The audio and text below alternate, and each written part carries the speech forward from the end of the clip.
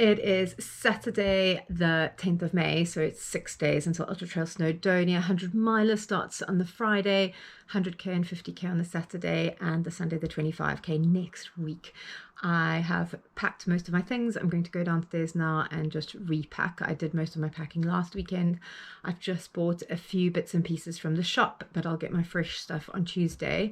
I've got everything for the race. It's just for things like eating between Wednesday and Friday morning, which is really, really important because that was one thing I didn't do very well. So my husband's going to make me a nice lasagna. I've bought like a disposable tray, and then I'll buy some pizzas and just pop some banana and pizza, and maybe some bacon on top of it, and take some eggs with me and some bread, and just keep it super simple with some crisps and some snacks in between. I'm so ready for it now. I just want it to come. Looking at the weather, because now it's a lot closer, it's been dry up until now. It's dry this coming week by the looks of it. And it looks like perfect weather. It looks between 9 and 19 degrees with very little wind. So yeah, no excuses from that side. I've also been looking back at last year, how I raced the race. And yeah, just kind of learning from that. And I'm really excited going into this one. Obviously, it's going to be hard. There are definitely going to be some hard moments. But that's okay. That's what I've trained for. And I think my main aim here, a lot of people are like, oh, what time are you going to get? And that's not, I know this race, like as long as I come in 47 hours, 50 minutes and in the cutoffs, I'm going to be overjoyed when that happens. But for me, it's about seeing if I can run as much as I can run. So same with the standing stinger when I did that marathon, just to know that I can, run all the bits I can run. So to go as fast as I can in those bits. And then if it gets to a point where I can't run anymore, it's really difficult to run, I've got time in the bag that it's okay and I'll still make it. So yeah, it was really cool this morning. Met up with Emily, and she's doing the 50k, and we just chatted about things. She's driving us up on Wednesday morning bright and early. We're going to meet at 4 a.m, so we'll get there really early, which will be so nice, just to chill in Clamberis on Wednesday and Thursday, meet up with a few people, but Thursday afternoon, evening, just chill, catch up with Anthony, give him all my gear. As he says, he's got a big car, so I'm actually just taking extra things so that he has it, and then if I need it, it's there. Yeah, it's going to be exciting. Last few days, staying away from anyone who has any colds and keeping low profile in terms of not really going into big group things at all. So exciting times.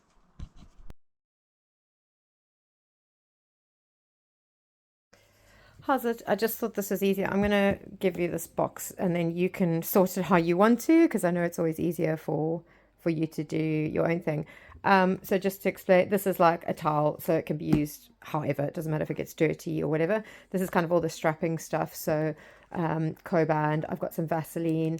That's an extra, like a spork thing. Hopefully I won't need it.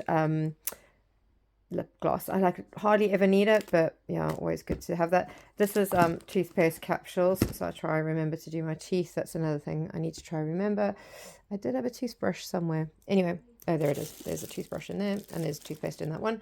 I've got paracetamol, Vaseline. These are the ones. So this is going to be the main one for when I'm changing socks. I've got to, or you've got to remember, this goes on first. So the trench foot cream, and then potentially I might put this over it.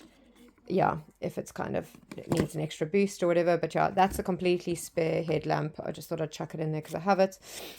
Toothbrush and toothpaste. Hyperfix, just another thing to use. Spare pair of sunglasses, sun cream.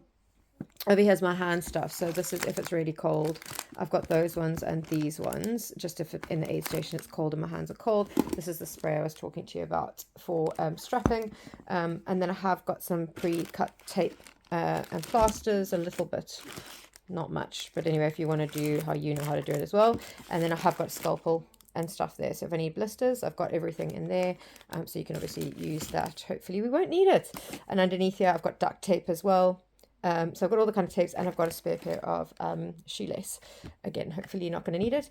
Germaline, just in case I have grazers, but this is also good. It's a spray, so it's very clean. Also feel free, if the other runners that come in, please feel free to use anything on them, and then a spare pair of poles, and some Ziploc bags. But yeah, I don't think there's much else I need. Then what I'm doing over here is I've done my 6 bags for you to give me. I think it's going to be the easiest. I've not done that before, but I'll put the gels in here, and then maybe a little bit of food, not a lot, and then I can take more from you, or you can be like, look, you need more than that for that section, but I thought I'd pack that just very basic, because I always find I always overpack food and then you end up carrying loads. But I'm up for your suggestions as well. But I'm going to put gels in here so that for each section there's like 6 to 12 gels or 6 to 8 gels or whatever, and then some food. And then I'm also going to have one of these on me to hopefully take with the aid station. And then if I'm not having to sit down and eat, I need to carry on and walk. Hope that's okay. Have an awesome day.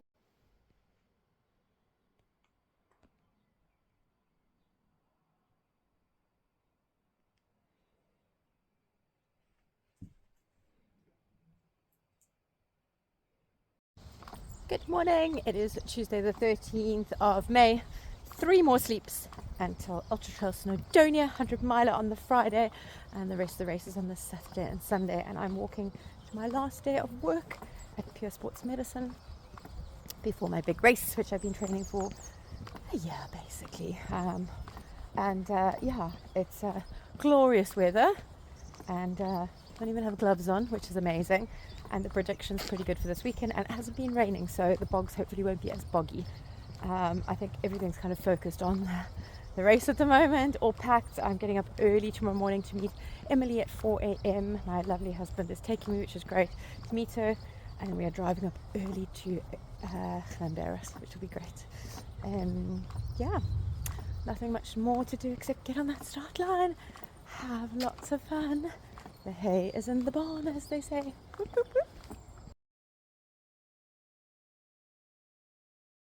And it is a morning. What time is it? 4:24. 4:24, because that's what happens on Wednesday mornings, the 14th. And my lovely husband Glenn has just dropped me off, and we went the wrong direction. Shame, poor guy. But all good, we're all good. We're now driving up to Llanberis, and we'll get there by like 11ish or so, which will be amazing. And we've got the whole of Wednesday, the whole of Thursday, and then I start Friday, and then Emily starts Saturday. Yay! How's it? It is Wednesday the 14th of May, so we have just driven up this morning, got up at 3 o'clock, and then Glenn dropped me off with Emily at 4 o'clock, and we've driven up, and it's only 10 o'clock now, and we are basically Bronny something. Anyway, but basically just past Copple Curragh, so we're in North Wales, in the snow, in the Eryri area, which is really cool. So it is Wednesday, 2 more sleeps, and it is Ultra-Trail Snowdonia 100 miler. Very, very excited, planning on not doing a hell of a lot today. Going to probably meet up with Tom and his family for a gentle walk and some lunch, and I think from 2:33 we can get our accommodation, which is amazing, in Llanberis. To be honest, I think I can just see myself just chilling there and relaxing, which will be amazing. And then tomorrow, no plans, just to maybe just start packing everything out and kind of sorting stuff, but really, really chilled. And I'm so glad I've got this extra day, and just like, look at this weather. It is promising to be really, really beautiful. It's sunny, so some like sunny skies. This is really, really pretty. So it's yeah, the weather's predicted like, I don't know, between 7 and 19, really little breeze. So just gotta be careful that I don't get burnt. So I need to make sure I put sun cream on. But I am so excited for this, and I just can't wait to get started and see the views and experience it. And as much as I'm so looking forward to finishing, I'm actually more so looking forward to starting and enjoying that whole weekend's journey, because it is going to be freaking amazing. I feel a lot calmer this year. I mean, obviously I have also done it last year, but I feel like my training has been a lot better. I don't think I've done as much mileage, but I've done a lot more quality. I've done a lot more rest.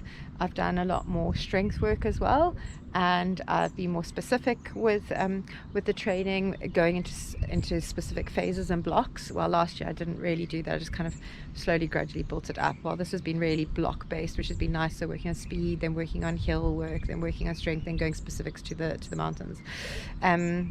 And I spoke to Rich yesterday, a coach, which was really cool, just to kind of chat through things. But honestly, it was just kind of just get on and do it. Don't overthink things. Phone me if you need anything. And yeah, I've come through. I think it'll be nice once we get to the place tonight, just to kind of sort everything out and make sure I have got everything, because I didn't really look at everything. Once I packed it, I actually left it in a corner. And I just checked I had my ID, because that would be something I wouldn't be able to buy. Glenn made me a lasagna. I've got pizza.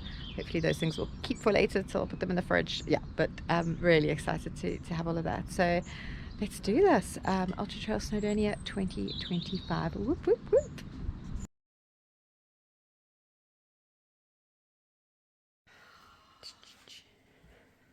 Welcome to our barn.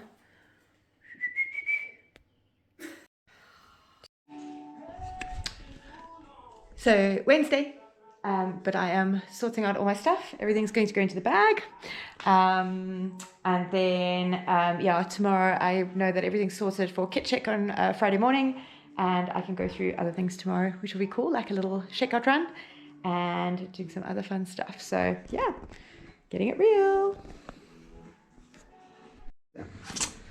So potatoes are boiling Thursday after, oh, it's actually just before lunch actually, and then things are charging, so getting all the gadgets charged. So it's been massive actually coming in a day earlier just to get everything sorted, because it just takes a lot of time and you can only do some things last minute. So my bag is packed, so that is all. I've just put in one bag. There's no point packing it into your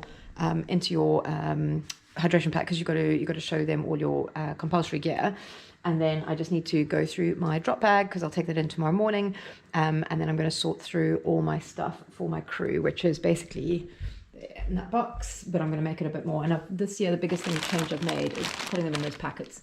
So I'm going to give Anthony the 2 boxes, and then he must just sort it. And then I've got my clothes as well, because he needs to find the stuff, not me. So went for a little run this morning. Beautiful skies, absolutely stunning. And literally chilling the rest of this afternoon, which is really good. And then we go to registration tomorrow. Whoop, whoop, whoop. Welcome to Llanberis, and here is Ultra-Trail Snowdonia's registration, start, finish, right in the heart. For those of you who are travelling, safe travels. It is Thursday morning, bright and early. The weather could not be better. I am so excited. So tomorrow the 100 milers start at 1 o'clock, and then the 100k and the 50k head off early on Saturday morning, with the 25k on Sunday morning. And guys, we're in for a treat. Those who aren't here already, the weather is looking really, really good. Just remember that the hot gear has been implemented, so you need to have those additional water, Saharan cap, sunglasses and sun cream. So make sure that those are in your mandatory kit, because that is part of it. Kit check tomorrow morning, 8 o'clock. I'm going to be here. I will have some wings. Please come say hello. And then I am going to be back here before the start at 12 o'clock. So it would be great to see you if you're around, and we can say hi. And then just before 1 o'clock, I will go into my race zone. But all the best for the last day, guys. I'm literally just going to be chilling here at Llanberis, and boiling some potatoes and adding some salt, because those are really good snack. Have a great one. Hey, so this is Emily. She's amazing, and we're really cool friends. She put up with me for a whole night, and she is running this weekend, Ultra-Trail Snowdonia. So tell us your story, Emily. Which race are you doing, and why are you doing it? Hello, I am Emily. I am doing the UTS 50k on Saturday. And why am I doing it? So just under 2 years ago, someone really close to me died. They were murdered in a freak accident, and I really struggled to process that grief and the trauma and just deal with everything that came after. And I needed to do something. I needed to do something absolutely crazy and radical. So I signed up for a 100 kilometer event, not UTS 100k. It was Race to the Stones, along the Ridgeway down in the southwest. I think you can count the southwest. And so I signed up for that, and I gave myself about 6 months to train from couch to 100k. And in the process, I just fell in love with the ultra running community, the trail running community. I met some of the most amazing people ever, some of my closest friends down in Cardiff, and I just decided that this is it. This helps me get through all the good days, all the bad days. They're just the sort of people that the sport attracts, just the people that I want to surround myself with. So I decided after that I would sign up to another race, and why not sign up for the UTS 50k? So very sensibly cut the distance back. First mountain race 50k, and again just I've absolutely loved the process of that, the training, finding Dawn, and just the community. Good answer. I like that.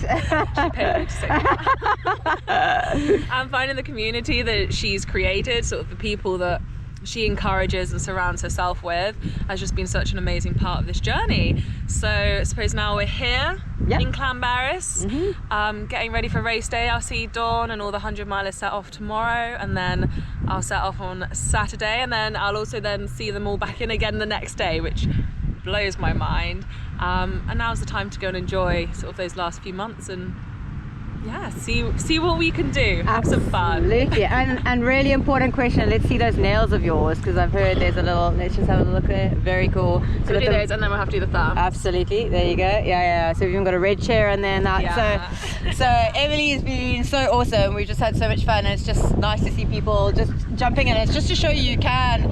We've got some ducks that are wanting our. I don't know what they're wanting. See there?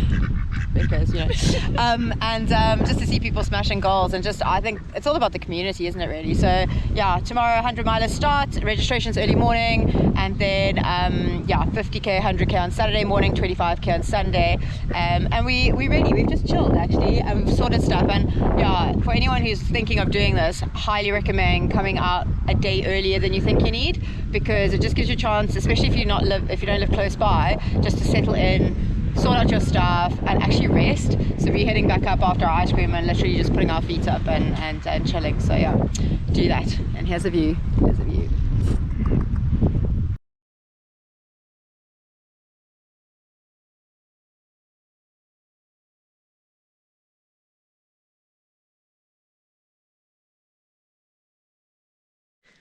So this is the reason why I'd strongly suggest you come out a day earlier. One, I was very rushed last year when I didn't come out. So I came out last year on the Thursday afternoon, and I started the Friday being the 100-miler.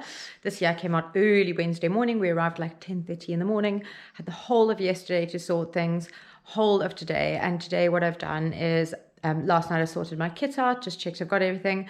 This morning I sorted out my crew stuff and ate, and had time to prepare food and eat and go to the toilet and drink lots. I've got my 2nd liter of Rehydrate that I'm getting through, and just have it relaxed, so there's no rush to do things.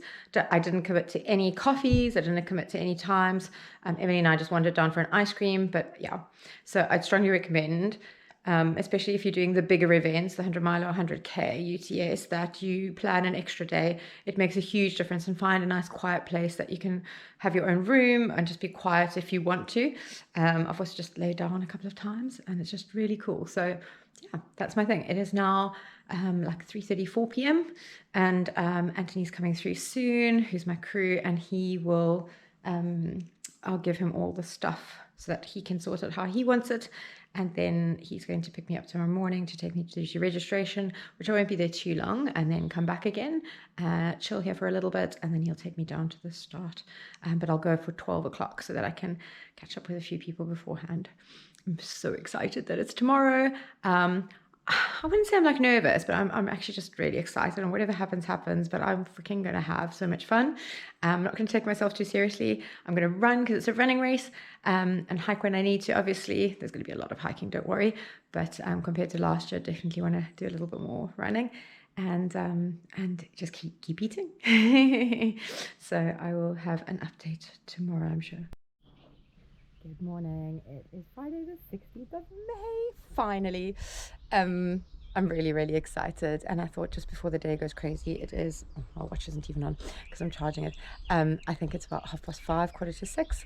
I had an amazing sleep. So the last 2 nights I've slept really, really well, which was one of my biggest aims from last year. Really feel rested, and it was so quiet last night because I was by myself as well. It was the night before as well with Emily, but yeah, really, really good.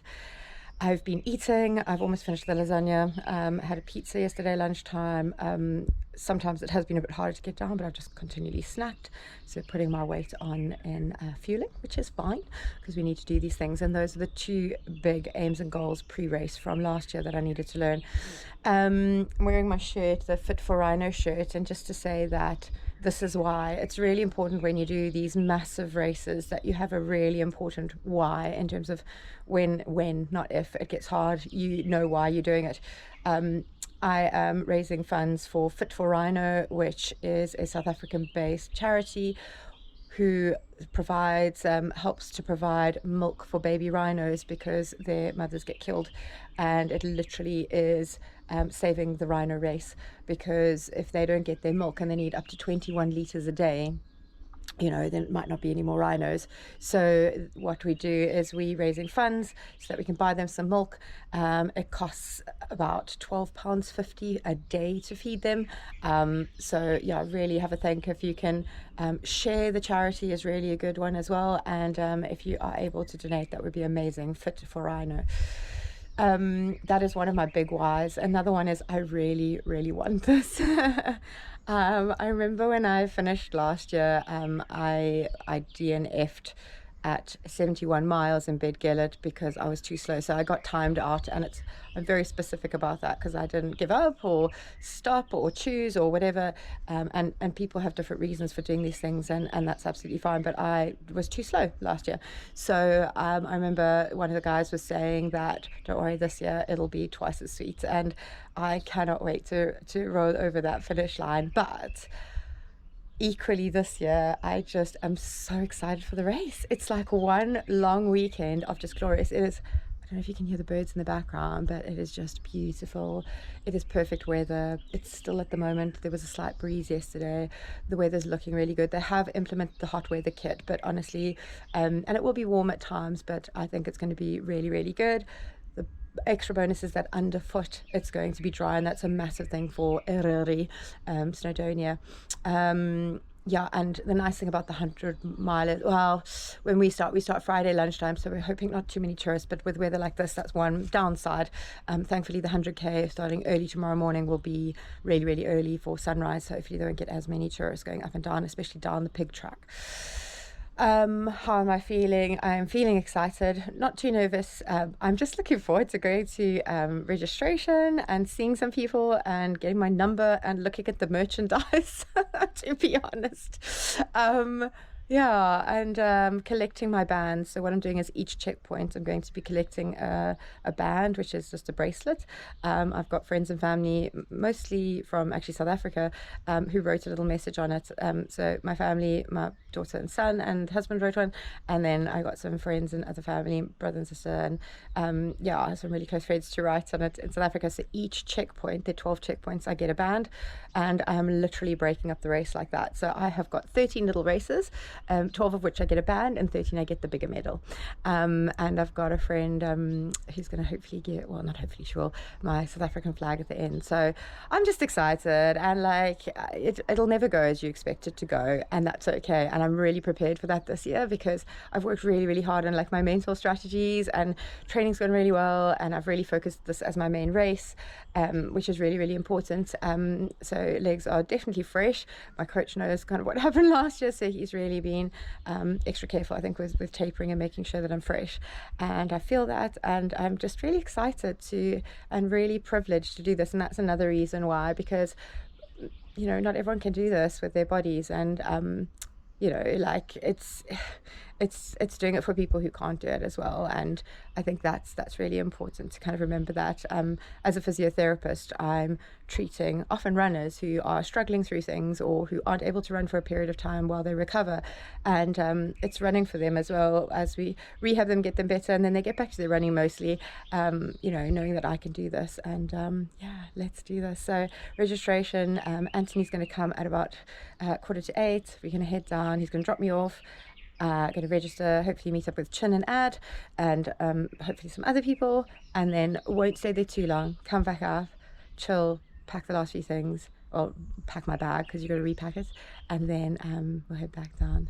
So here's to Ultra-Trail Snowdonia, 100-miler, let's go.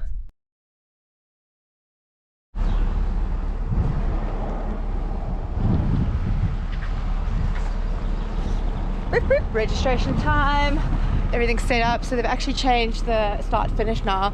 Everything's in one place, which is really cool. They're no longer like right at the Slate Museum, so it's pretty much just off the main road in Clonbarris, and it is 8:07, so registration would have started already, which is great. It is a beautiful morning and ready for some fun. Anthony just came to pick me up. He's just parked next door and will come join me here, and yeah, do register, a couple of photos, head back up, then come back again for the start. Let's do this. Whoop, whoop, whoop.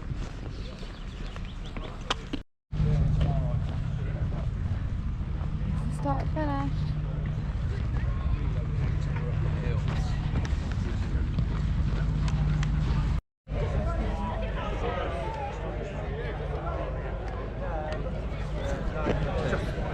So again, very well organized. They usually do it really, you chuck everything in a box and then you go for it from there. So let's have some fun. Would be nice to get rid of this bag, which is quite heavy. Busy, busy. You got your email ready with the QR code?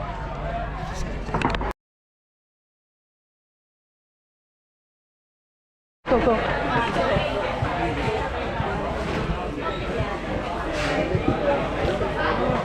Thank you so much. Awesome. Good morning. How are you doing? Yeah, good, thank you. You? Cool, yeah. All So good, you're thanks. just prepping here, unpacking everything, getting ready, And then going on. move down the queue. Brilliant. Thank you so much. Morning. Hiya.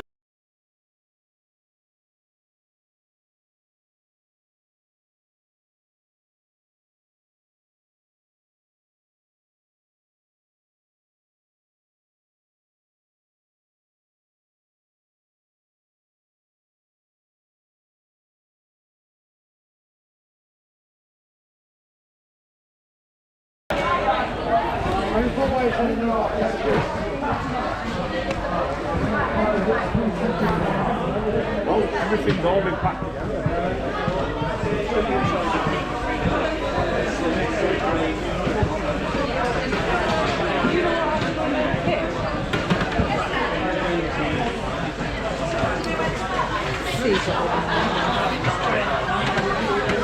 They've got over 330 volunteers for this. That's absolutely incredible.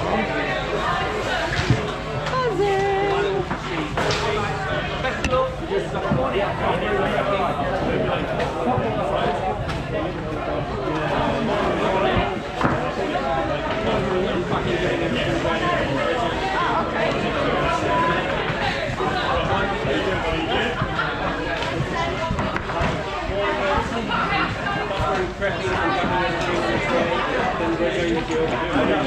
feel energy.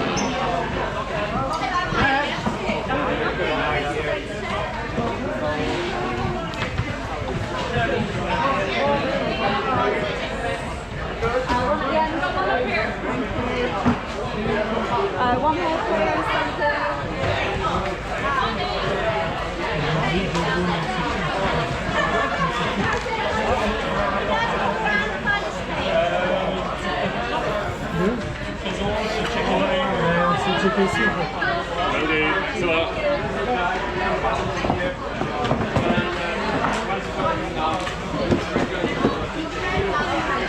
Thank you. Thanks. Going down. That's it, on the 100. I'm doing the 100 miles. You're doing 100k. No, 100k is too bad. Yeah, 100 miles to get on that You side. don't do it too tight. No, I know I will do, yeah. You just out there, so. Getting cracking on. You stick that back in your bags and then I need a tray. Oh, okay. Yeah. Yeah. I'll leave you to pack that while an angel is alive. It's wings. You need everything in this race. So yeah. Right. I just put that in because of the whistle. With the whistles. Yeah, so right. that's for that. So that's that. Right. Thank you for volunteering. Yeah. Really appreciate it. Cheers. I'm running later. I'm running on Sunday. Oh, enjoy. Only the 25. Pick me up from the gut. Yeah. So enjoy it. Yeah. Right. Well done. Cheers. Trousers and top, leggings and extra long sleeve. Yeah. Bowl. Somewhere in there, two headlamps torches, and yeah, then with two, bare batteries. Yeah. That's a Bivy bivy bag. bag Yeah. with a whistle. I've also got a whistle there. There you go. Have you got any more food? I do have more food if you want more food. Yeah. So How much are you wanting us I think it's to supposed to be 2 bars, 2 gels, isn't it? Compass, the whistle, beanie hat, 2 lots of gloves, and Right, fine. And have you got another litre of water? I do, Yeah. but I didn't say put it on there. That's what I wanted. Yeah, I've it's got. because the hot weather's No, in. yeah. So I've got my. I'm That's going to be right, taking you've got my. plenty then. Yeah. Sunglasses, Yeah. sun cream, Yeah. I've got a little one here. and a Saharan hat. There's Sun cream, yeah. I'm going to be putting this with that, and then I'm going to, and I've got a second bath. So, Is that alright? what are you doing? I'm doing the 100 miler. These crazy ladies and people. Oh! Right. That one is it? Yeah. Yeah. Yeah, I've got mine on already for 25 quid. Brilliant. Thank you so much. Enjoy. If you repack that in there, Mark, gents. That's a jacket, and their legs are there. Right, oh yes, oh, we've got that. Long sleeve, some trousers, yeah. A bowl, that's a good bowl. That's all you can do, isn't it? You've got 2 torches. Yeah, that's a separate one, isn't it? Yeah. 2 sets of batteries, yeah. Surviving bag, yeah. Emergency rations, yeah.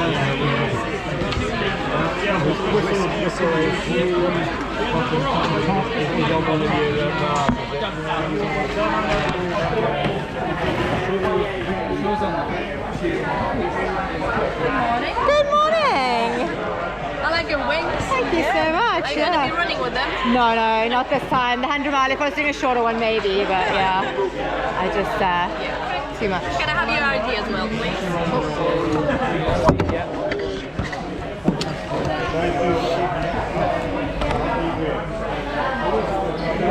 Sorry, I should have got that off before. No.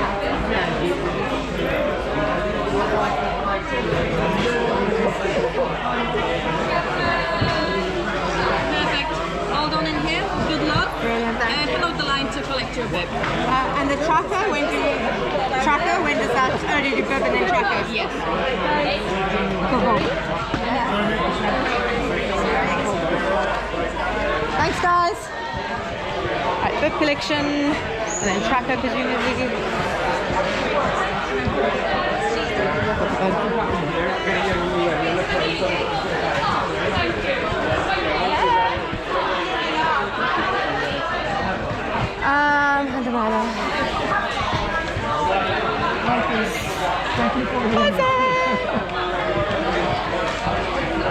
You excited?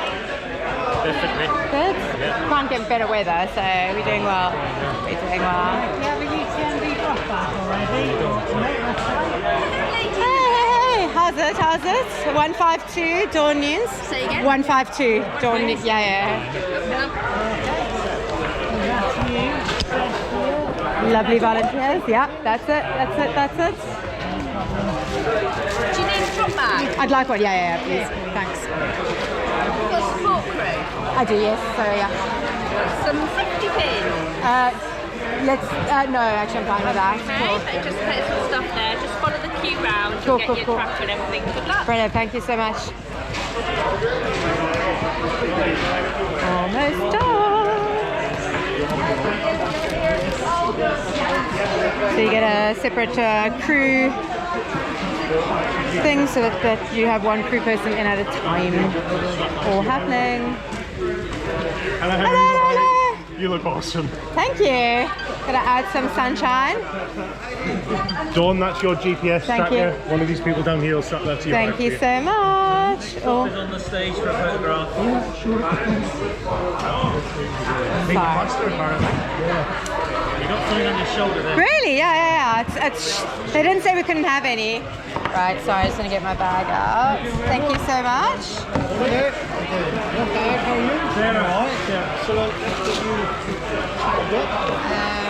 I have it on my left? Which one? Yeah, that one, please. Thank you. Sorry, last time I didn't specify that, and then I had to get used to taking my poles out the wrong way. I was like, I'm going to do it this year.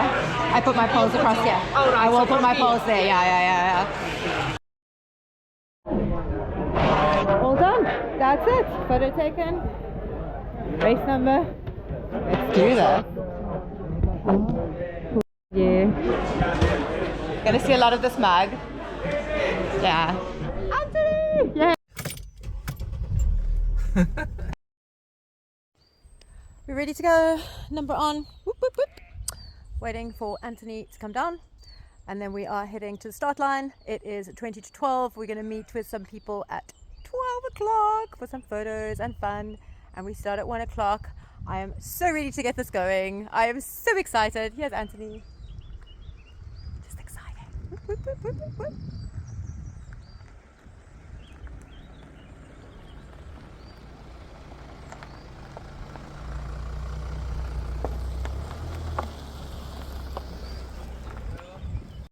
I've got a video! Go UTSers! Woo! Since early doors this morning, there's a lovely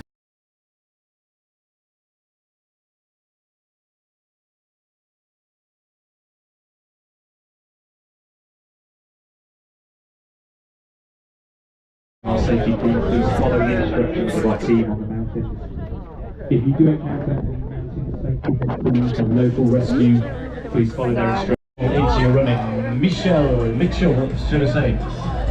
From Holland, I'm going to say. There you go, transport these Adam. so the back in. Who we got there in the orange shirt? We've got While we're still fresh. Risa from Holland as well. Okay, my Before friend. and after. 15 minutes to go. Number 178. Good luck to you. And my watch is cooperating. Have a good one. So we're happy. We are now into the last There's amazing volunteers. 14 minutes to go before.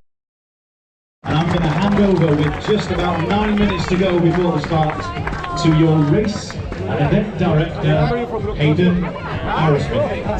So sorry Matt, just before Hayden speaks, so what the media team would like is if the men could shuffle to the left-hand side and the women could shuffle to the right-hand side. I'm a friend of Michael Geiser. It's a direction. There's a reason why we're Is that what we do try running? I got that one wrong. There's a reason I'm not a musician.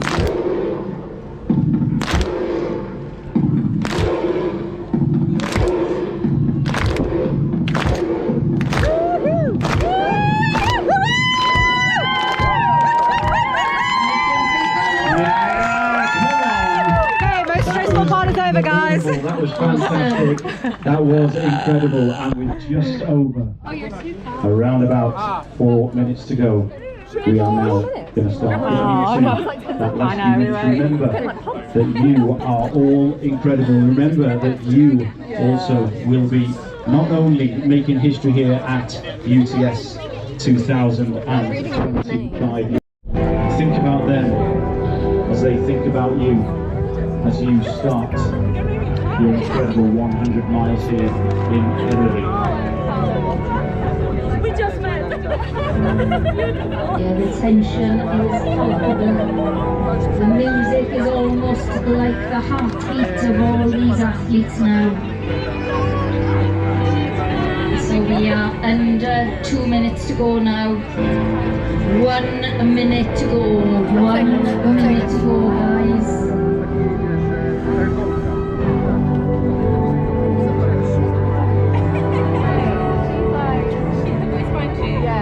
So remember, make sure you hydrate, make sure you pace accordingly.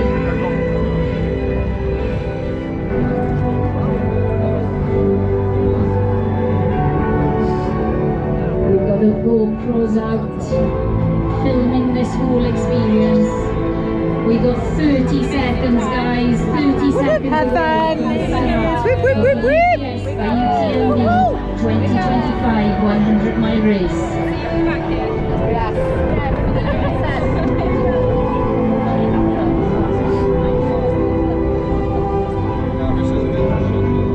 10 seconds to go, guys. 10 seconds to go. We'll do a 5-second countdown. 5, 4, 3, 2, 1. Guys, UTS by UTMB 100 miles.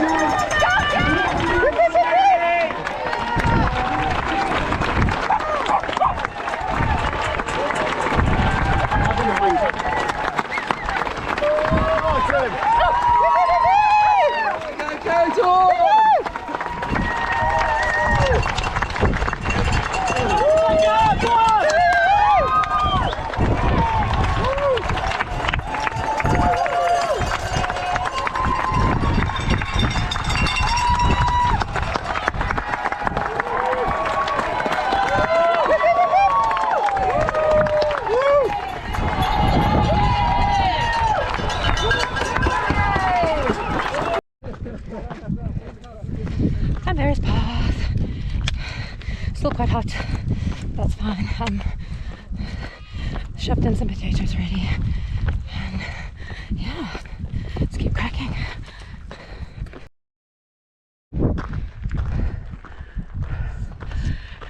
Embarrassed, but still beautiful views. Almost at the summit. Last little bit. We don't actually summit.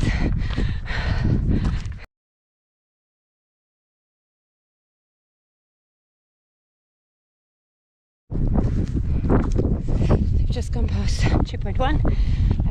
Over at Whisper, down the pig track. Yeah, just try to be as quick as I can. Feeling okay. Slight breeze, which is actually quite nice. Toilet break.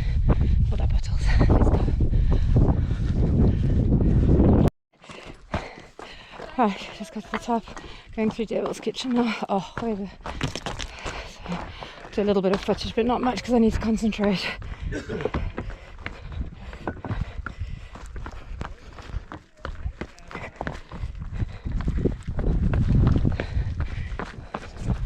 Okay, gets crazy from here, so I'm going to sign off.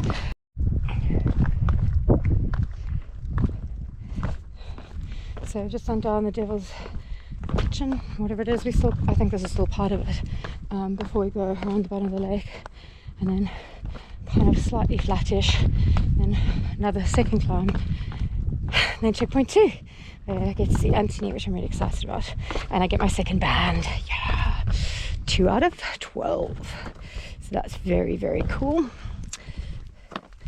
I'm just trying not to kill myself in the process. It's pretty gnarly terrain.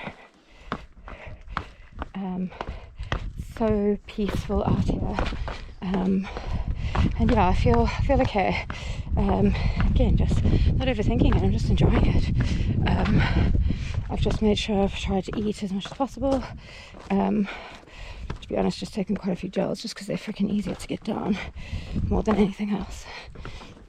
Yeah, tonic bar went down well, and water, actually lots of water, which has gone down well. Cool.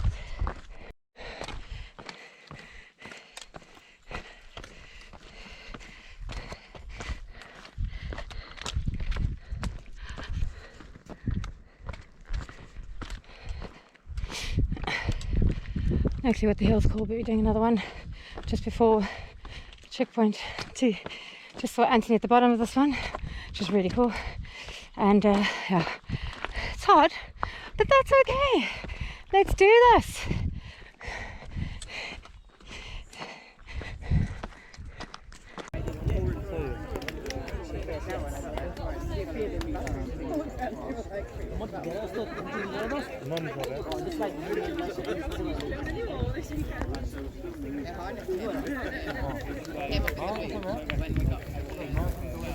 Orange lime energy. So just gone through checkpoint 2. Beautiful, just before 6 p.m. Time's going well. Left leg was starting to cramp already. But, thank you. But yeah, Anthony is great. Changed waters. Basically spent 5 minutes in the checkpoint. Drank quite a bit, so I'm feeling like bleh. So that's fine. Ate quite a bit. Got my potatoes. Had a bar one. Yeah, absolutely beautiful today. Feel very privileged with this.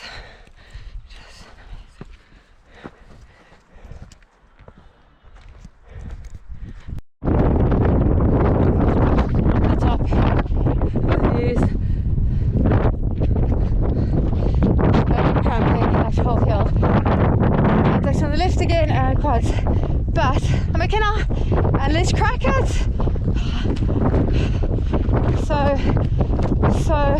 privileged to be here, be able to do this with the body. Absolutely amazing. Check that ridge line of the runners going all the way down there. So we carry on. I've got 2 of my bands, 2 checkpoints. Third one I'll catch my 3rd checkpoint out of 12, and the 13th one is the medal. So Now here's to it. Let's do it.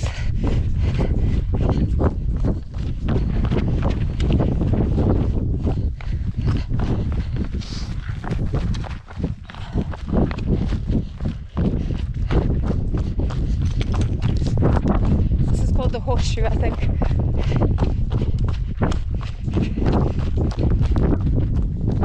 This is underfoot. It's not too bad. A little bit breezy, but it's perfect temperature. So this is the new section. Horrible downhill with rocks. Now gentle uphill for now. 32 k's in. Not that I'm trying to look at that. Music is going, has been going for a while now. It's 8 o'clock, so sun is setting soon. Yeah, all good. Left foot feels like there's a blister, but hey.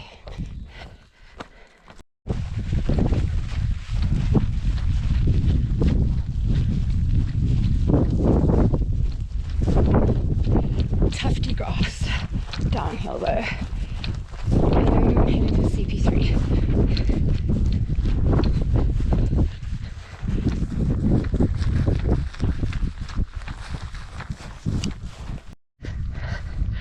Just gone through checkpoint 3, and the beauty of it is there's extra time. Had some pretzels, had some Coke. It was a long section downhill with really tufty grass after some bouldery bits, not boulders but rocky bits. But we saw wild horses. There was a little foal that was playing around, and that was just amazing, because this is why we freaking do it. Yes, there's still going to be hard times. Stuff it, just keep moving forward. Let's do this. Now we're going into the night and towards Couple Keurig, checkpoint 4.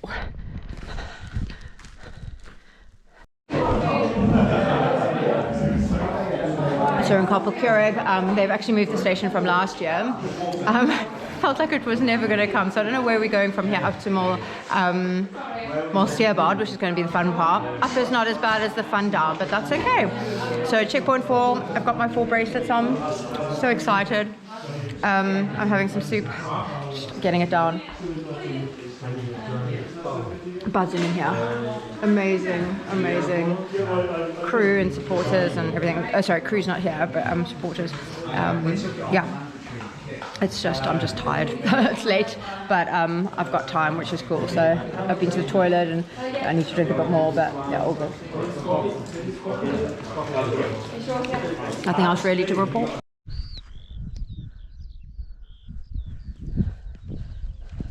So I don't know how much of me you can see, but that's not the point. This I remember very vividly from last year because I was in pieces. I was really hot. It was a lot more during the day. We are now like 4:30 a.m. here for sunrise, and I'm so blessed. Thankfully it hasn't been too boggy underfoot. It's a beautiful, I don't know if you can see it, cavity, but no, you can't see anything. Anyway, you can hear me, so it's fine. But yeah, it's been good. Anthony's been amazing. Nothing happened in the last aid station because I was grumpy, so I didn't. I think that was Dylan or whatever. Checkpoint 5. So now getting to checkpoint 6. I'll see Anthony again, and then go on to another mile, which is a very long climb up, but beautiful with all the slates. And then from there, get my drop bag at checkpoint 7.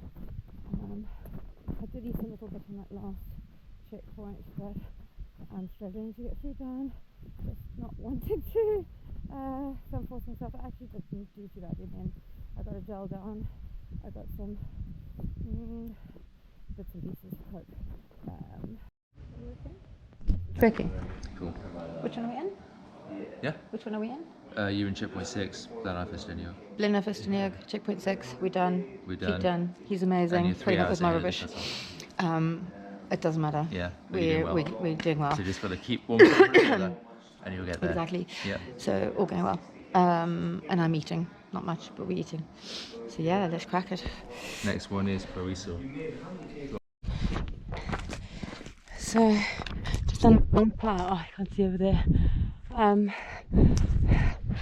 We're going up to Minute Mile. It's a very long climb on slates and stones.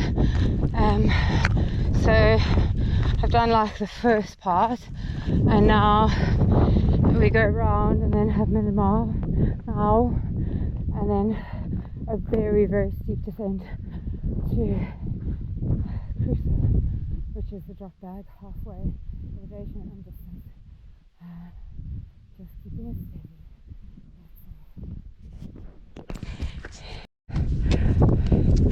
On top of Minute Mile. Beautiful day. Even got company for a short while anyway. Beautiful.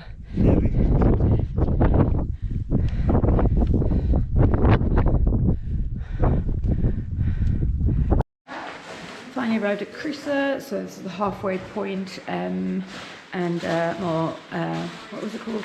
More properly shredded quads, because it's a really, really steep downhill, and then you keep going down. I've got a lot of my bands, which is very exciting, 7 of them, because it's been 7 checkpoints. So I have got 5 more to collect, to make 12. And then my 13th one is my medal. Really nice setup here. But yeah, I'm gonna get cracking now. I've just been charging my watch a little bit, done my teeth, just to freshen up, and yeah, heading out. Had some custard and banana, so we are winning.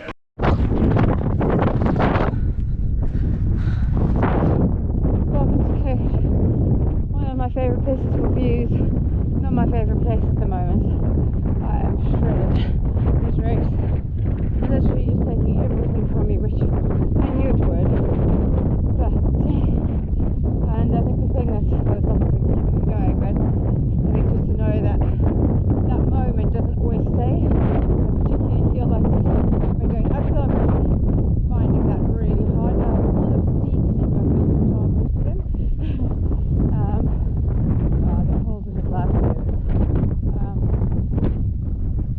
It is a little bit breezy, so it's actually perfect weather. Yeah, sitting there. And then in the bogs of June.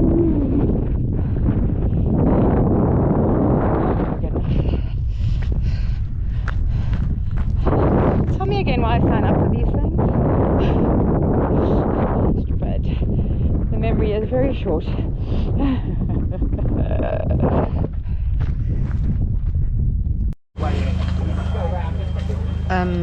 So I'm at Ultra-Trail. Last year I had 5 minutes to spare. This year I have 3.5 hours. So I think it's a pretty good improvement over a year. Excuse me, eating. It's absolutely manic because the 50k people are here as well. So I'm struggling. I'm gonna just yeah, I've filled up my water things and I'm gonna go. The next section I am hoping to do a bit of running, but we'll see. My feet are absolutely nailed and I'm sopping wet from falling in the bog. But there you go. So nice aid station, big tent, and then lots of people outside, plenty of toilets and female only toilets. This race is really trying hard to get females inclusive. Yeah, so it's cool. Oh, there we are. Look at that. That is one very happy dawn. Very happy. Just left Bed Gillet. Decided to take a bit longer just to sort everything, and Anthony supported me right, and I got my burger, I got my calipo, loads of other stuff. I did a full, glad I brought 3 pairs of shoes because the others were so wet and I didn't want to use my Mafatis. Yeah, so I've got my 3rd pair on with dry socks. I've decided not to tape my toes, so that could be interesting next thing, but I'm going to try just leave them alone now. I've got some blisters on my big toes. I'm actually, yeah, I mean my feet are sore, my quads are nailed, but I just, moving forward, tried to have a sleep, but all I could feel was my knees and stuff. So I thought actually I don't want to stay any longer because I think I'm just actually going to get stiff. So I'm pushing on. I knew like straight away if it would work or not, so yeah, I'm happy with that. And ate quite a bit, ate half the burger, calipo, half of it, some of the bits and pieces, biltong and a few other bits and pieces. So definitely feeling more energized because I also didn't have enough last time, so all good. Oh, there is Malhebog. Didn't think I'd see that in daylight. This incredible man. We made it. It's just step by step at this point, but that's how we crack it. So we will be fine. We both had a last year experience, so came back for vengeance. Beautiful evening again.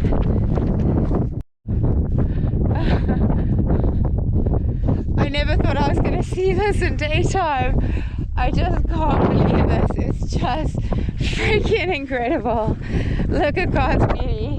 The sun doesn't even set yet, and I'm at the top of Nantle Ridge, and came up this mammoth hill. Oh, it's gonna happen. It is gonna happen. There's still 3 massive things to climb, but just a step at a time. I'm so excited. Just leaving Bed Gelert. What have I just left? I don't even know. Ridgeway. So it's the second to last aid station with Anthony. We're now heading up Uriri, up the Ridgeway Pass, back down again, ranges, to the final checkpoint with Anthony, and then I've got one more checkpoint after that, and then homeward bound. I'm not enjoying the uphills, but I'm able to still kind of run mostly, so that's good. I'm doing what I can. I'm moving, so let's keep cracking. 4:29 in the morning, and this is the last hill mountain thing, Mol Elia. Yeah, ready for it. So excited because you know it's in the bag and it's so cool. So let's do this thing.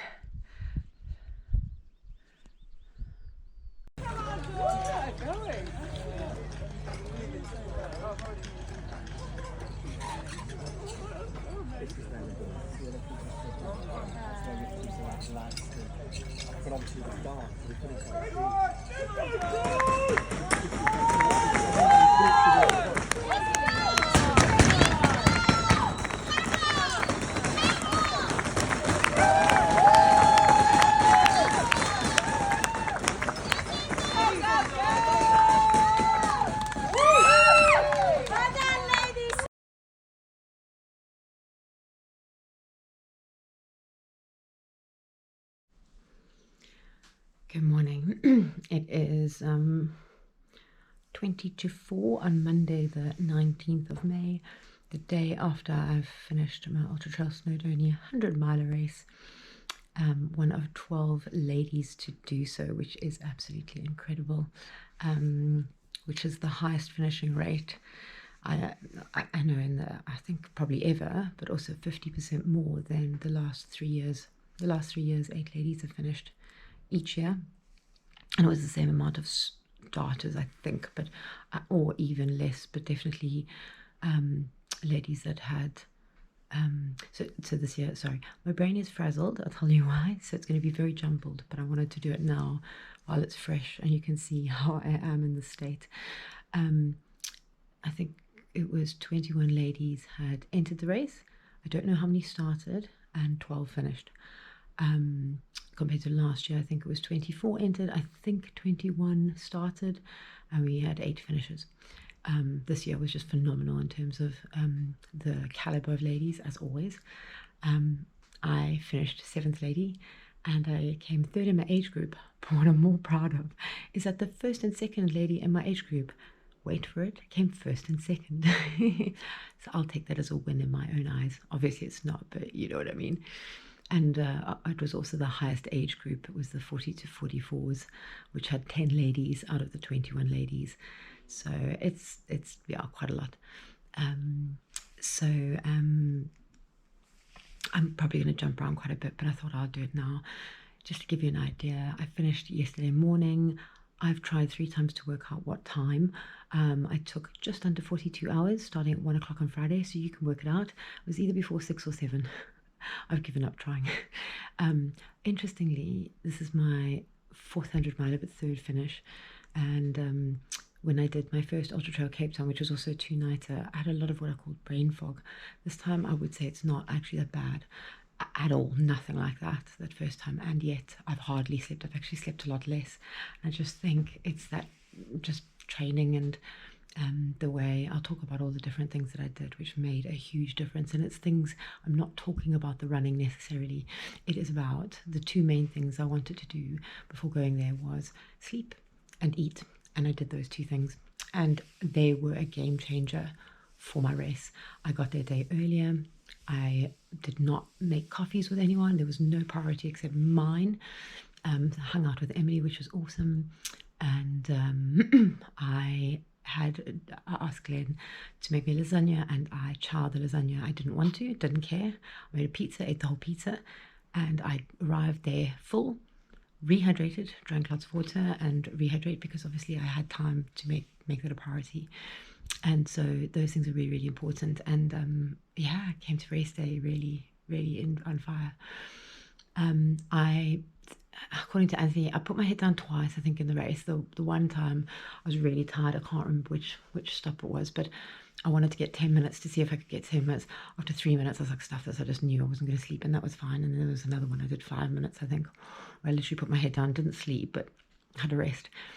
I've never slept, run as much as I did in this race. Going up Mall Elio, I saw, even before that, like going up Bridge, the second time I went up Erwithva, which was previously known as Snowdonia. I saw these two massive backpackers, and then I looked again, and then I was like, and this is at like 9 o'clock at night, and then, which could have happened, and then I looked again, I saw them again, and I looked again, and I saw my friend Tom and his wife with a 9-month-old baby. I was like, no, this can't be right. Maybe Tom would come, but they wouldn't bring their baby. Looked again, and there was these massive rocks with this white part. So yeah, and then I saw some dogs, which were random because they were on Mole Elio, and the runners were running past them and not giving them attention. And I thought, shame, poor dogs, and it was a rock. And on my left hand, every now and again, going up Mole Elio, I saw this massive spider on my hand and almost freaked out. But whenever I tried to look at it, I couldn't find it. That's about it. So there wasn't anything else. But I've never almost slept walk while I ran. And I think on Mole Elio, if I'd lay on the ground for 2 minutes, I would have fallen asleep. But saying that, yeah, I'm immensely proud, to say the least. I'm going to talk more about things that I did, and things that I think make a huge difference. The other thing, and I want to show you now again, it's 4 o'clock in the morning. I went to bed about 10 o'clock last night because I had a 2-hour sleep when I got home. So from about 5 p.m. to 7 p.m. I just lay in the bed, and then I eventually fell asleep, just 5 to 7. No alarm set or anything. I had dinner. My mouth is very, very sensitive. It's actually a lot better today already. But I just got to be careful. So Glenn made really nice. It was just chicken, rice and veggies. I ate half, and then my mouth was starting to get sore, so I left the other half, even though I was hungry. And then I finished it a bit later, and that was fine. And then my mouth had calmed down. So I've just got to be very careful with just responding to how my mouth feels. And that's just because I had a lot of gels. I'll explain about that later, and food. Obviously food, but a tailwind. But I didn't, my mistake the first time I did UTS was I had too much tailwind. This time I didn't, but I always made sure I ate, which was another thing during the race where I felt like a knot, and it ended up being even earlier on gels, and then at the aid stations I always ate something. And Anthony was brilliant with making sure I also did that, and he brought lint balls, were actually fantastic because they're high energy, like chocolate, but they're really rich, and you can bite it once and then swallow it, which is so sad because I love them. And you're just kind of swallowing this amazing chocolate, but it's going to do the job. But what I want to show you is my feet, which I spent 4 months on. So on the side here, it looks quite bad, but it's actually not too bad. But there's a little blister here, and this is hard skin, and I actually lanced it, and there wasn't much that came out. That was at Blenheim, I think. But my feet, I don't know if I can get them. I mean, they are amazing. The sensitivity's already gone down. This is the one I always struggle with, and it's still got the firm skin, nothing on there. trail skin. Absolutely did this. I put it on every time I put on new socks. I think it only changed, again, I can't remember, like 3 or 4 times. Same on this foot's the same thing, but I lanced it and it's not that bad.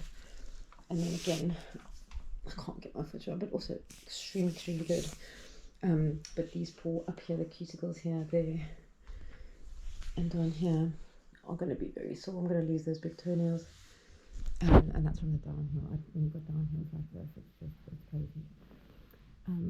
So yeah, I just wanted to give you an idea of my first kind of 24 hours. I finished yesterday morning. Actually, I bathed, and then drove home. Anthony drove me home, and Glenn came to pick me up. Yeah, at the spot so we could get home. See, my brain's all over the place, that sort of thing. And then came home, and I've told you what I did then. But yeah, I will report back on some other things. But I'm just so excited. So I got up at 2:30 a.m. this morning because I woke up and I was restless, and I know before if I'm hungry and restless, I need to just get up. So I have been, just so you know, had some tea. Then had some homemade biscuits which I fancied. I've got a yogurt here which I haven't eaten, and some crisps or chips, which again, amazing crew. Thank you, Anthony. Went out especially and got me these are South African chips, crisp, Simba, Mrs. Ball's chutney flavour, highly recommended. And to have that in the aid station, which was a complete surprise, was so cool. Right, I will carry on later. Good morning, happy Tuesday. London work day. Gotta bring that in as well, because why not? I'm lucky if I got 2 or 3 hours sleep last night. I think that's the big thing with these long ultras, because you're sleeping gets screwed because you've been awake for so long. I think I worked when I was awake for 58 hours. By the time I finished my race, I got to bed Sunday night. So I haven't slept very well at all. Been up since went to bed at 4 a.m. And not eaten. So I'm just eating whatever I can. But yeah, I think these are the things for the ultras afterwards. Is also just to power recovery, doing gentle walks, not even thinking about running, which is fine. Not in too much pain. My legs feel really good. The main thing is just my big toes, because the cuticles underneath are really swollen. Underfoot is okay as well. So you've got shoes on. I'll probably put slops on or flip-flops or whatever you call them. Yeah, it's a great day. Let's do a day of video. Day 3, Wednesday. Yes, I'm at Slade. Yes, the medal is still on because why not? It's middle May month. I worked in London yesterday the whole day. I got home at like 8:30, ate dinner, showered, got into bed, and actually had a really good sleep for probably 6-7 hours, which was really good. And then I got up this morning and I am at Slade, and I've worked here. I've seen 2 patients this morning, a running assessment, and another patient as well, which has been great. In terms of how I feel, I cannot believe how good my body is feeling. My right big toe is just the cuticles completely, like the toenail will come off, so it's a bit sensitive, but it's actually not too bad. I'm wearing slops because it's more comfy, and yeah, but other than that, I'm just really sleepy tired because I haven't got enough sleep, so I'm not functioning very well from a mental point of view, and my eating's getting a little bit better, but mouth is still a little bit tender. But yeah, that's day 3 after 100 mile, and I couldn't be happier with how the recovery is coming on. Ideally would have taken a bit more time off, but I didn't really want to take much time off work, and I chose this year to actually take time off beforehand rather than after, which was always a good idea. So yeah, let's keep cracking on, and thank you so much for all your support and cheering, and it's just been absolutely overwhelming and amazing, and yeah, here's to big goals and big things, and inspiring other people to do it as well. All right, well done. So this is my crazy family who've had to put up with all my training, and this is their thoughts on their mom running a 100-miler. Well done! I'm just so glad that you managed to come home and did not die. And I have to look after her and feed her. You know how much food she eats? How much healthy food and not so healthy food. Fuel, energy, that's what we call it. But yeah, lots of excitement, lots of training, lots of effort, endurance, perseverance, and hard work have gone into all her training. We're very proud of you. Well done! And he made the winning lasagna pre-race, so that was it. But yeah, Healthy food. Healthy food with some unhealthy food in between, but couldn't do it without them. It's Friday morning, a week since I started my journey on Ultra-Trail Snowdonia 100 miler, and it's been quite a week. I arrived back after my race on Sunday evening. Thankfully, Anthony gave me a lift back, and then my husband fetched me from like a garage halfway through. I haven't really stopped. Monday I didn't have any work, but Tuesday I was working in London. Wednesday I was working here at Slade. Thursday I was working in London. They were really busy days. And today is Friday, where I've got a little bit of work this morning, but thankfully not too busy, and with my Wonder Woman, which I'm really excited about because they have really been cheering me along my way. But I just wanted to talk about things that I think often we don't talk about. The running aspect is actually the relatively easy aspect. You know, if you get a good coach or you understand how to progressively train for these long distances, I think you kind of sorted in that area. And I knew I had an absolute gem of a coach who knew my goals, knew my aims, knows the mountains, and I knew that was absolutely locked and solid. And my training was really consistent, lots of rest, lots of speed work, and actually not high mileage. My highest mileage week, just out of interest, was about 80k, so like 50-60 miles, and my longest one single run was a marathon, a Stenning Stinger, and my longest time on my feet in one go was 9.5 hours. So it's just to show that for some people you can do it on low mileage, but you've just got to be really clever with how you train and work on those other aspects like your speed work, etc. I just wanted to say after the race what happens, and I think it's something that affects people differently, but there are definitely some themes.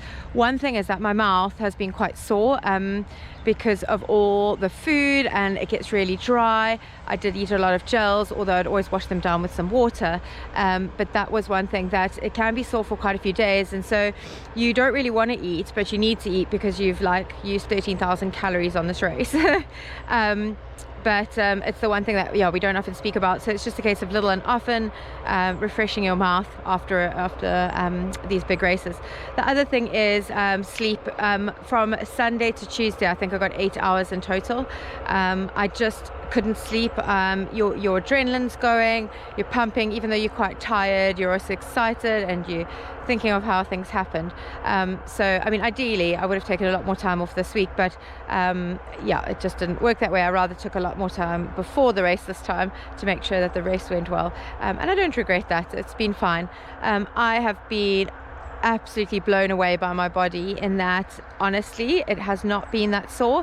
So I've had a little bit of aches and pains like in my joints, so like my knee joints a little bit, and that's just from the the pounding down, but I haven't had to hold onto the rails going downstairs. I haven't limped from day one. I actually was walking really, really well, and I was kind of waiting for it to happen, and for me it didn't.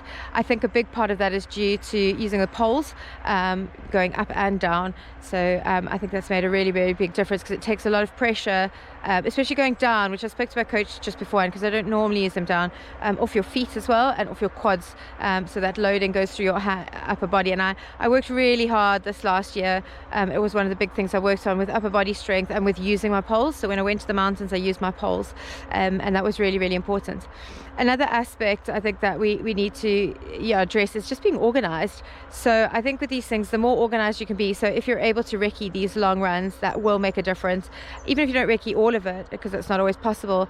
I just think my one thing was always it's always going to be further than I think it is, which helps, even though I knew the routes quite well because I've done it quite a lot.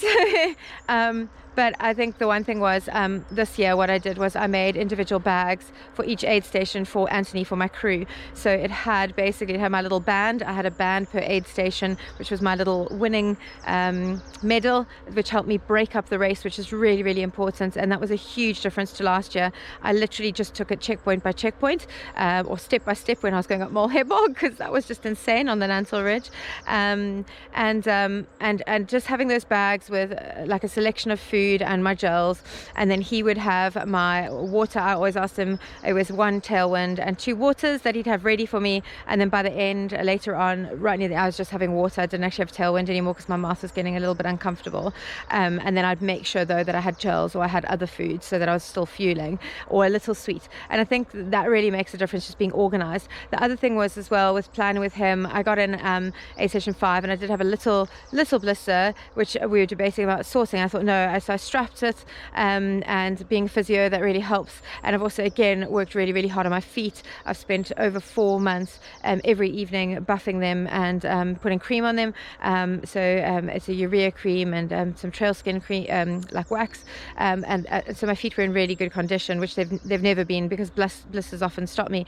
And I decided to strap them at that checkpoint 5, and then the next checkpoint 6 I actually lanced it, but I said to Anthony, please get everything ready. I had a blade, I had sterilizing stuff, so that I quickly got into the aid station, knew what I needed to do, popped it, did everything, and then sorted it out quickly. Because I think, you know, if you faff around with those kind of things, you know, 5 minutes here or there, if you times that by 12 aid stations, that's an hour. So I think the more efficient you can be in aid stations. Anthony knew what I wanted. I would often tell him what I wanted in the next aid station. He always had my bottles ready. I would put them in, but obviously, you know, your crew can put those things in if you instruct where you want them.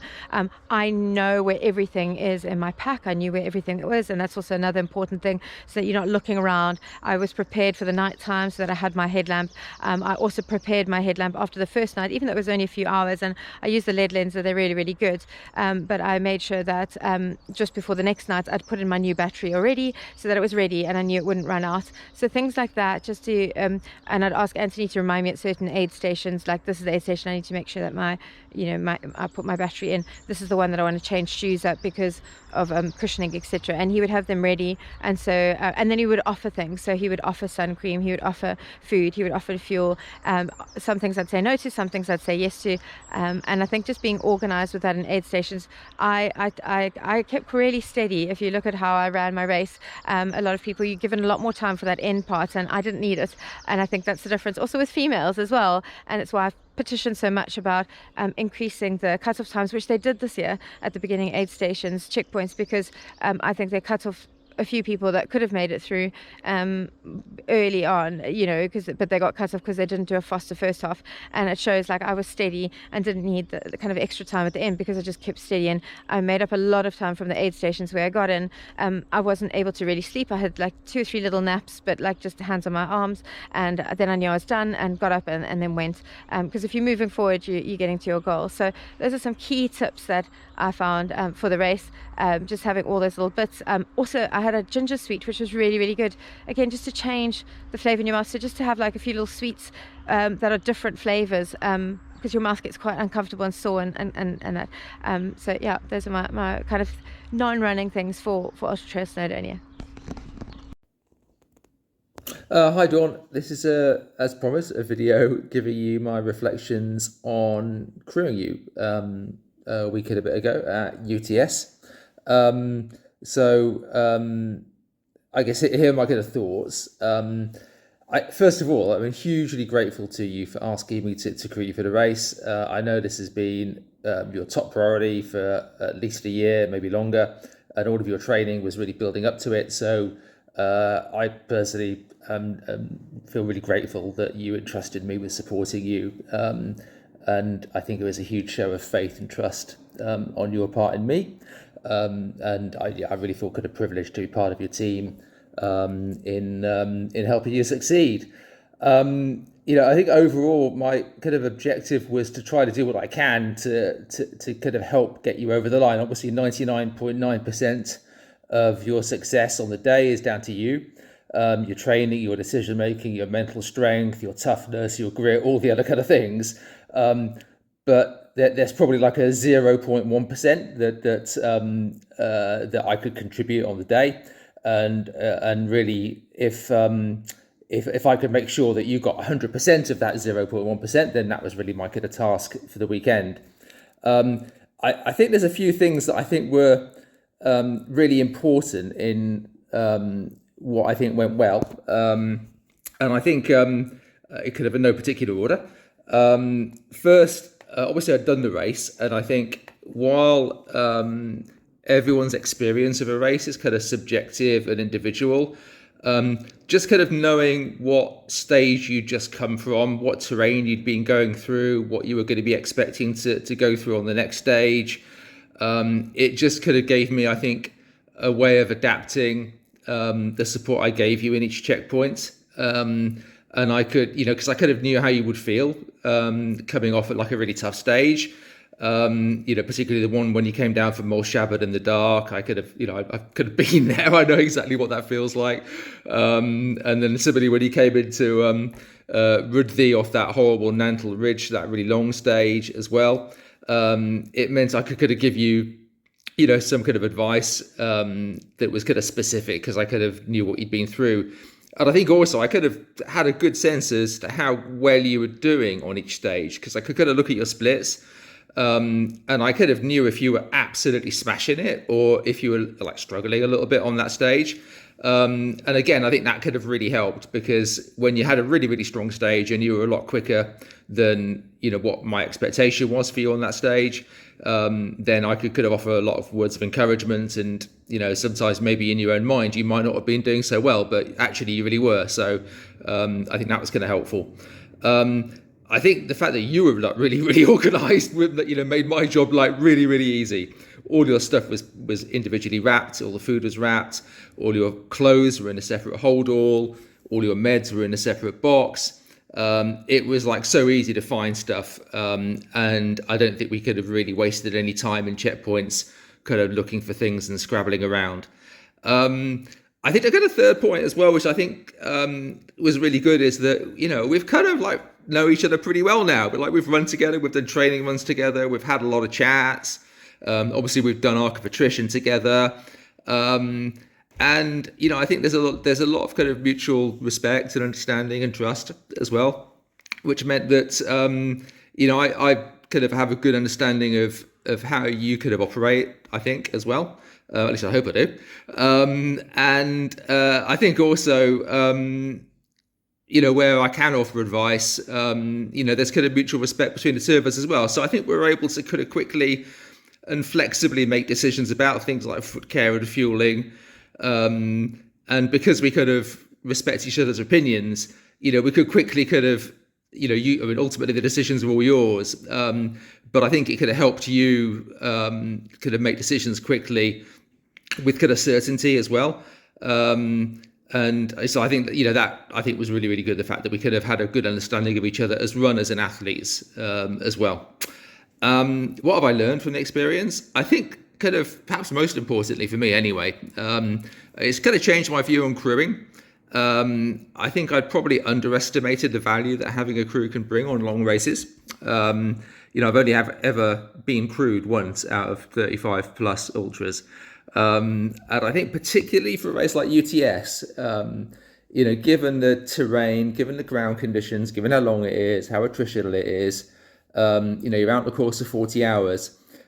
Fresh clothes, shoes, foot care, bit of variety in nutrition, particularly in the second half of the race, I think it can make a real difference. So I think if I was doing UTS again, I was uncrewed last time. I think if I was doing it again, I'd be probably wanting to get a really competitive time, and I would definitely want to be crewed, I think, because I think it could have probably makes a 2 or 3 hour difference, I would guess, in terms of the time you can potentially achieve. I think secondly, I could have really enjoyed being your support crew. It's almost, but not quite as tiring as doing the race itself. But in many ways, I found it kind of as even more enjoyable, particularly because I think I got a much better appreciation of the whole race. I could enjoy the scenery a lot more because I wasn't worrying about, having to run the race. I enjoyed getting to know some of the volunteers and the checkpoints. Obviously, you meet a lot more other runners. You meet their support crew. You kind of chat with them while you're waiting for your runners to arrive. And, there are kind of particular moments, I think particularly the Bronny Feder checkpoint, which is not a nice checkpoint, but the views of all the little fairy lights, the head torches coming down off the mountains and then going up Mynydd Mawr and then Mol Ilio, You know, that was quite a moving kind of moment for me as well, because you could kind of see the whole race kind of unfold. In terms of what could have been improved, not sure a lot.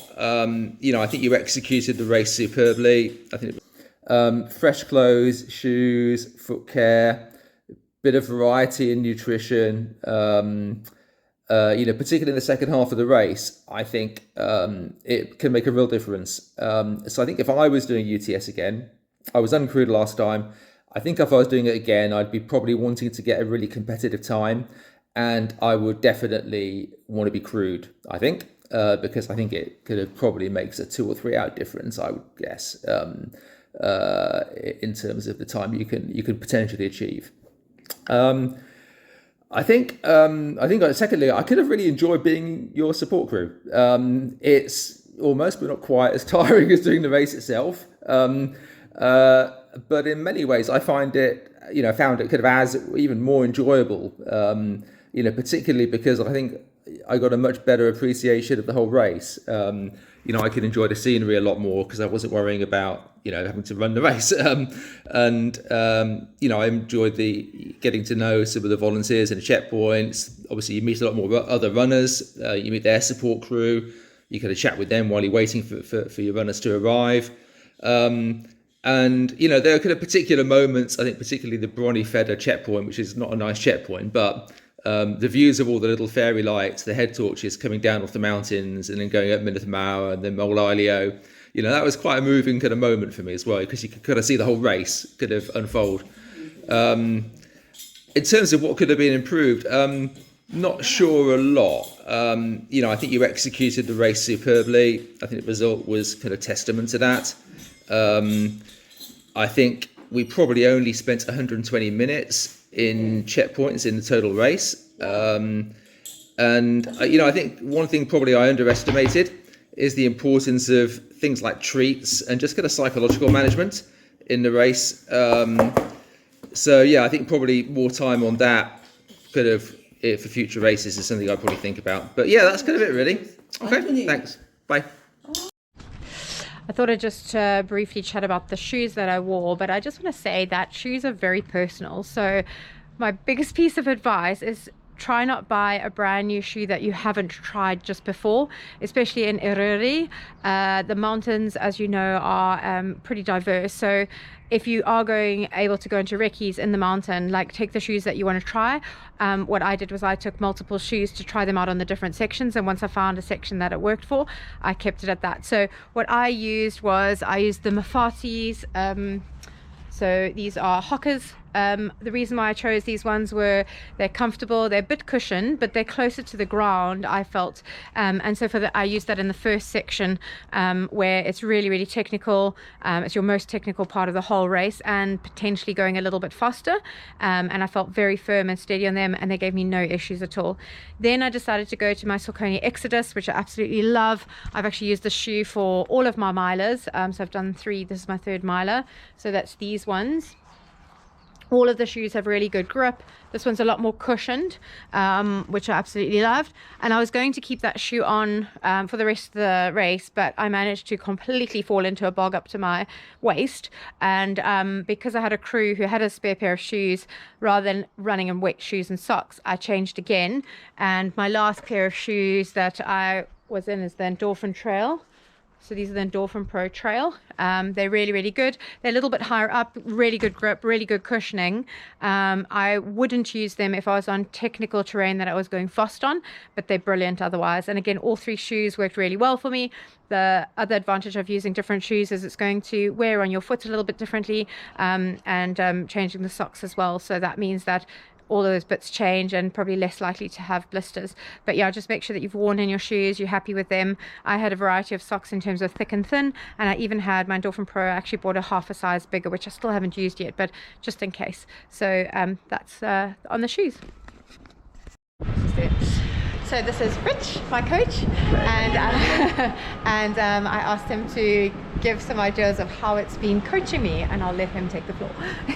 Dawn's been lots of trouble. No, she hasn't. It's been a pleasure coaching Dawn. I think one of the big things about coaching Dawn is that coming off the back of the last time she attempted to run the UTS, it was learning from that finding what areas she did well in and what areas she could do better in, and then working on them really for this time.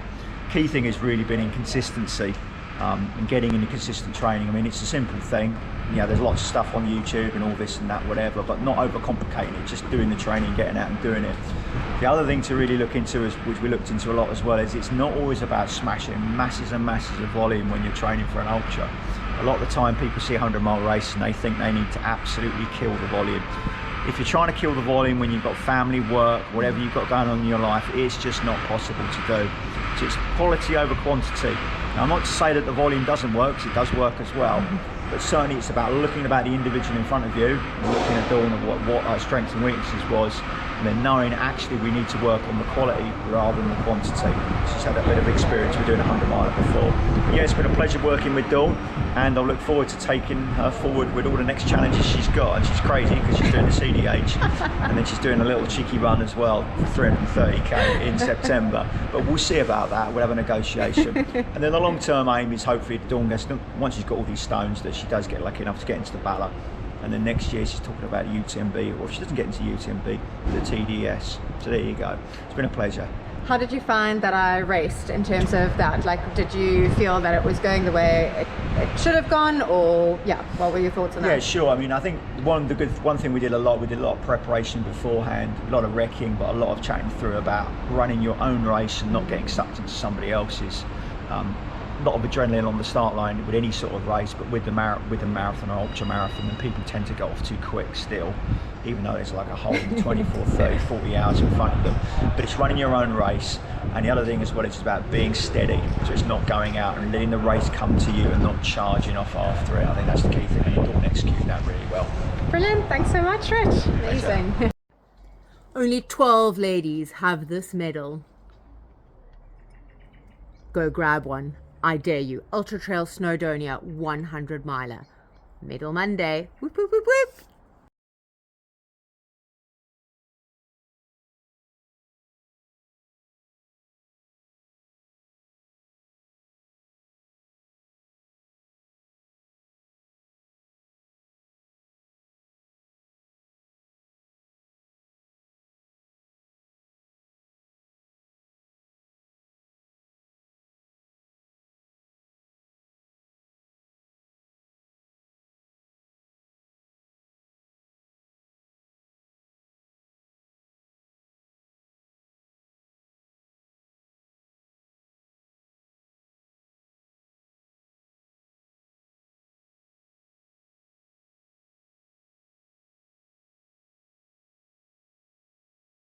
In 3, 2, 1.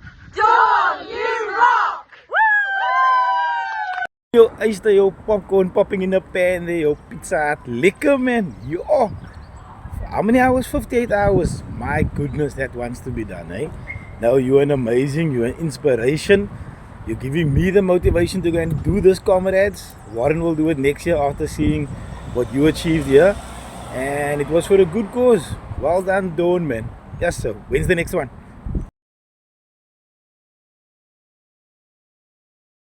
Hey, Donnie, I think I get this when you finished. But we are on our way on a little walk. We are going up a mountain. Yeah, massive mountain. Yeah, we're just so proud of you. You've got this not too long until you going to be crossing that finish line. We are so proud of you. Yeah, so proud of you. And looking forward to hearing all about your amazing journey. Meantime, that's our sunrise. And we're going for a walk. Whoop, whoop. Keep going, friend. Lots of love.